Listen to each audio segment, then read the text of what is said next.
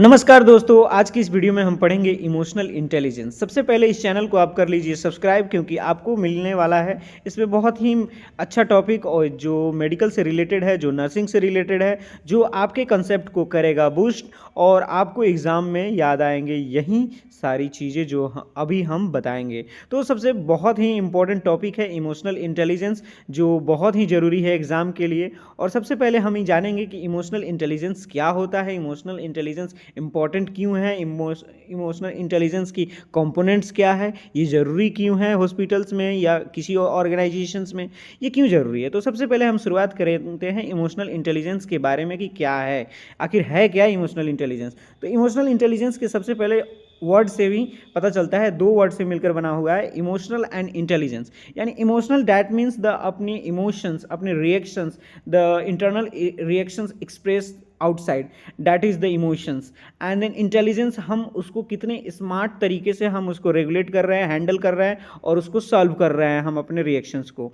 तो यही होता है इमोशनल इंटेलिजेंस सिंपल भाषा में। लेकिन हम एग्ज़ाम में लिखने के लिए हमें बहुत अच्छी तरीके से समझना होगा। तो इसके लिए हम समझते हैं कि इमोशनल इंटेलिजेंस क्या होता है। Emotional intelligence is ability to recognise, understand, manage, use your own emotions and emotions of others in positive way. हम इमोशनल इंटेलिजेंस उसे भी कहते हैं जिसमें एबिलिटी हो, क्या हो, किसी और की इमोशंस और अपने इमोशंस को समझने की, उसे मैनेज करने की, उसे अंडरस्टैंड करने की, अपने और किसी और की इमोशंस को एक पॉजिटिव वे में लेने की। जैसे अगर हम किसी एग्जांपल से हम समझते हैं कि एक नर्स है, ठीक, एक वार्ड में नर्स है और एक पेशेंट है जिसको बहुत ही ज़्यादा पेन हो रहा है, जो क्राई कर रहा है, जो बहुत ही ज़्यादा क्राई कर रहा है, बहुत ही ज़्यादा क्राई कर रहा है, जिसके कारण जो नर्स है वो इरिटेट हो जाती है।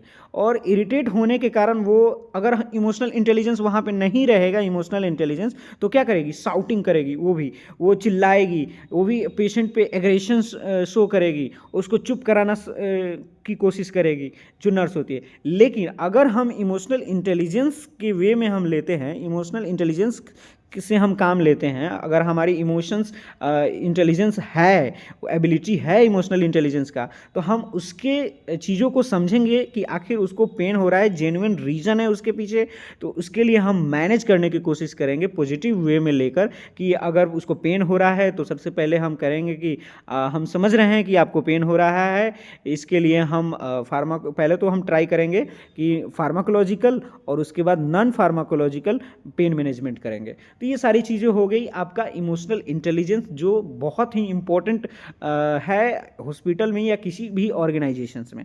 तो उसके बाद हम जान लेते हैं कि इमोशनल इंटेलिजेंस क्या होता है। सबसे पहले हम जानते हैं कि ये पॉजिटिव वे में लेते हैं इमोशनल इंटेलिजेंस को, अपनी और अदर इमोशंस के। It involves in the skill such as emotional awareness, ability to harness emotions to facilitate thinking, ability to regulate emotions to promote the personal and professional growth.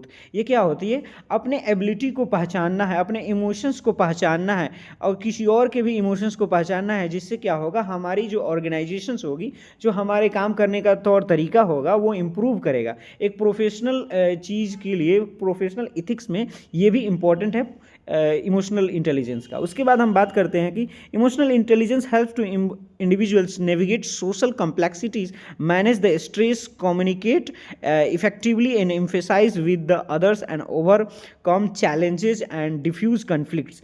क्या होगी, अब देखो simple way में हम समझते हैं, ये तो है लिखा हुआ चीज़।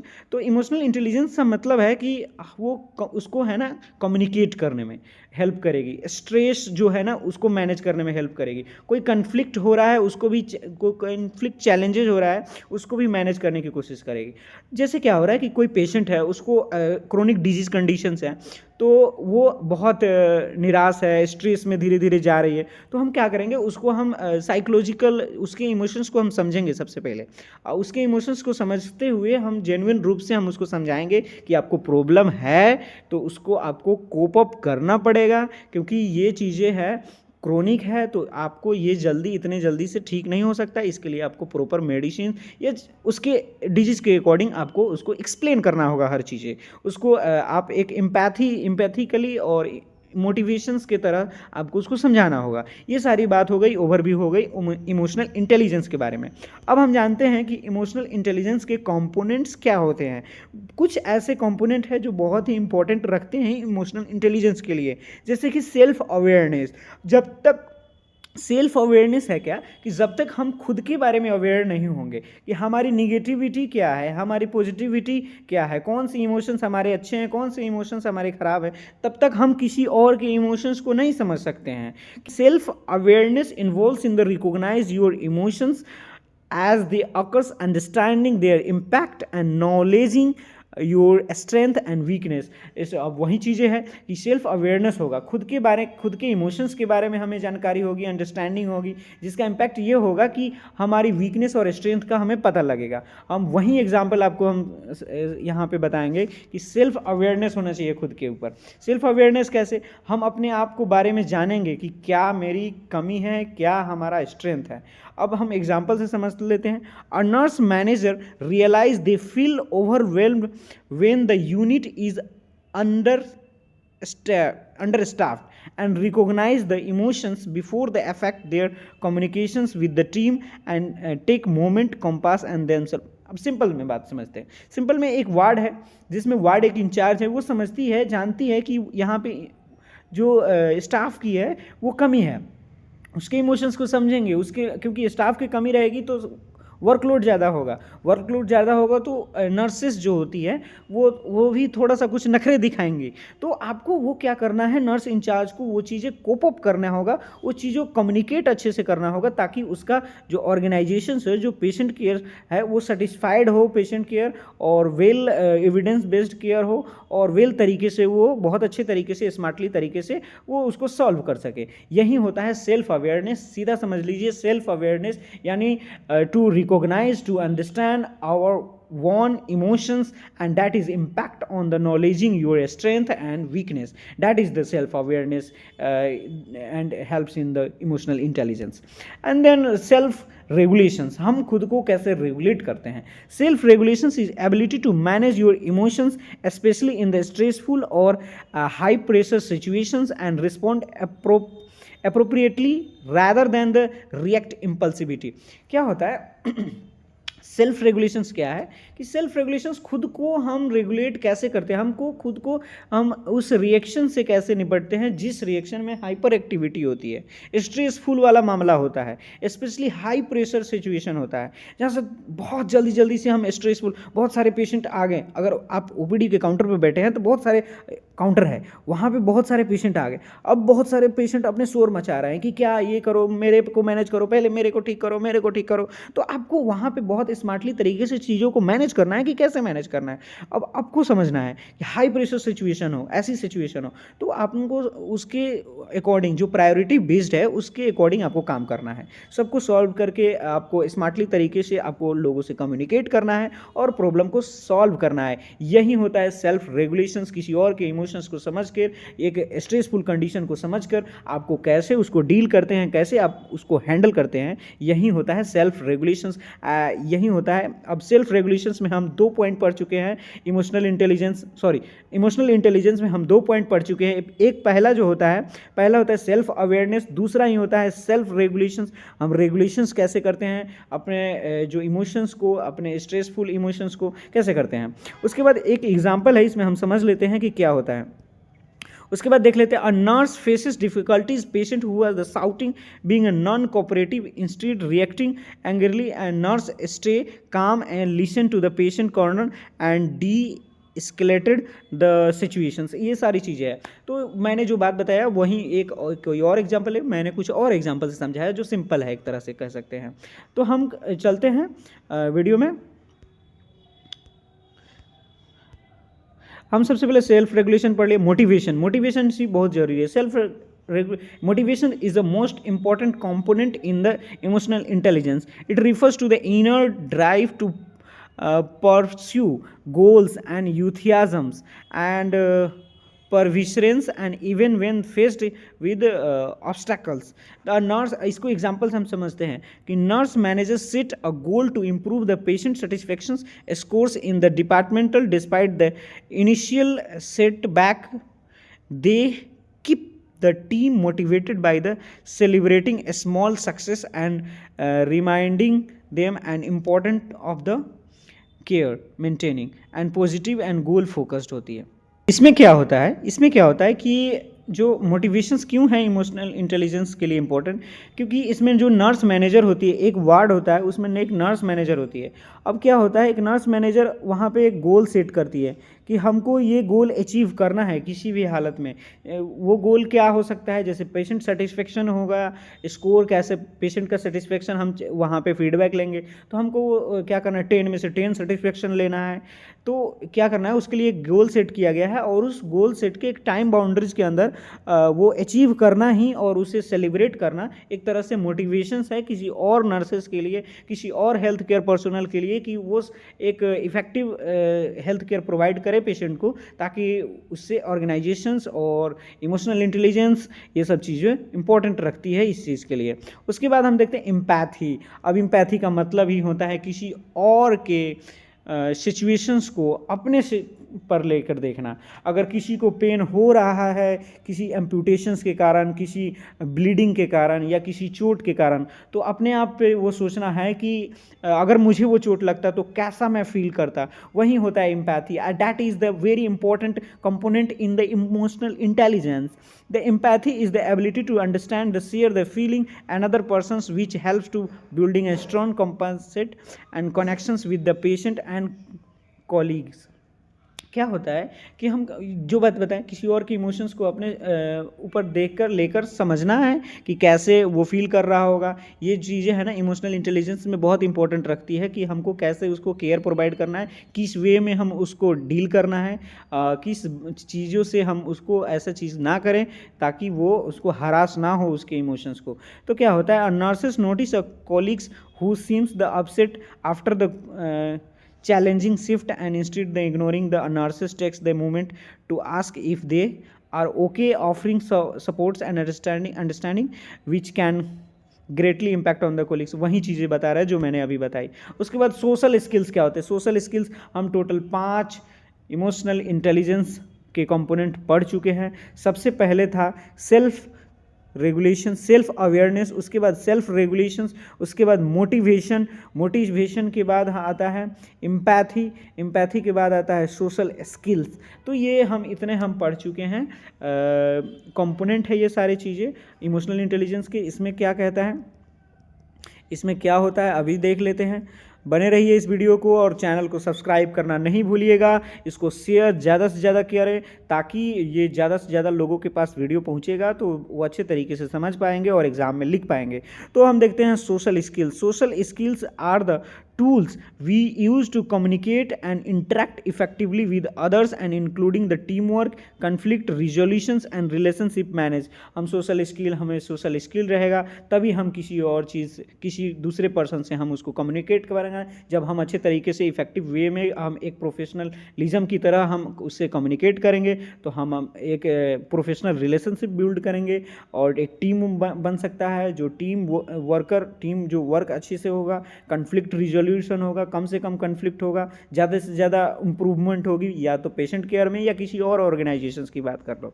उसके बाद आते हैं importance of emotional intelligence in the nursing management. Specially हम नर्सिंग के लिए वीडियो बना है, इसीलिए हम नर्सिंग मैनेजमेंट का हम बहुत अच्छी तरीके से जानेंगे कि नर्सिंग मैनेजमेंट में इमोशनल इंटेलिजेंस का क्या इंपॉर्टेंट है। जल्दी से हम देख लेते हैं। Enhance the patient care. Enhance the patient care कैसे होगा, जब हम पेशेंट की चीज़ों को समझेंगे, पेशेंट को प्रॉब्लम को हम समझेंगे, उसको हम कंफर्ट प्रोवाइड करेंगे, तभी जाकर हमारा पेशेंट के जो केयर है तभी जाके इम्प्रूवमेंट होगा। पहले क्या था कि पेशेंट सेंटर्ड केयर नहीं दिया जाता था। पहले हम जैसे हमको लगता था वैसे हम पेशेंट केयर देते थे पहले के ज़माने में। लेकिन आज क्या है, आज जो न्यू ईरा है, ये जो हेल्थ केयर साइंस में इम्प्रूवमेंट जो आ रही है, ये क्यों आ रही है? क्योंकि हम पेशेंट सेंटर्ड केयर दे रहे हैं, एविडेंस बेस्ड केयर दे रहे हैं। इसी में क्या हो रहा है, हम पेशेंट की चीज़ों को अंडरस्टैंड कर रहे हैं, उसके इमोशंस को अंडरस्टैंड कर रहे हैं, उसके प्रॉब्लम को अंडरस्टैंड कर रहे हैं और उसी वे में हम उसको केयर प्रोवाइड कर रहे हैं एंड बेटर केयर प्रोवाइड करते हैं एंड कम्फर्ट केयर करते हैं। अब हम इन इमोशनल इंटेलिजेंस को हम समझेंगे कि क्या है।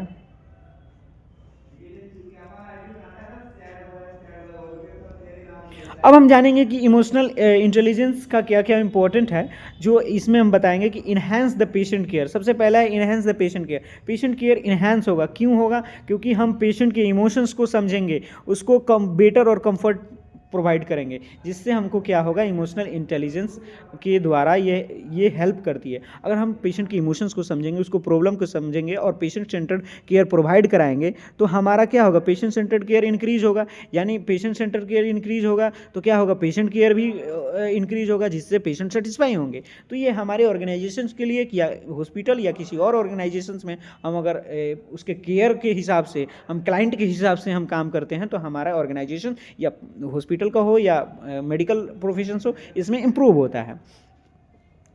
बहुत सारे एग्जाम्पल है, आप पढ़ सकते हैं। इम्प्रूव्स द टीम वर्क, हम टीम वर्क को इंप्रूव कर सकते हैं। कैसे कैसे करेंगे? The promote the collaborations among the nursing staff leading to the better outcomes. हम एक दूसरे से कोलेबोरेट करेंगे, क्योंकि कोलेबोरेट किस लिए कर रहे हैं? कोलेबोरेट हमारे अंदर इमोशंस जो है, एक दूसरे से इमोशनल अटैचमेंट होती है, जिसके कारण हम अटैच होकर एक टीम बनता है। टीम बनने के क्या कारण होता है? हम टीम बेस्ड, जब हम टीम बेस्ड, बहुत सारे लोग एक टीम में रहते हैं और एक पेशेंट को केयर प्रोवाइड करते हैं, तो वो एक सेटिस्फैक्ट्री केयर होता है और एक बहुत ही हाई लेवल का केयर प्रोवाइड करते हैं, जिससे पेशेंट सेटिस्फाइड होता है, जिससे क्वालिटी इंप्रूव होती है पेशेंट केयर की।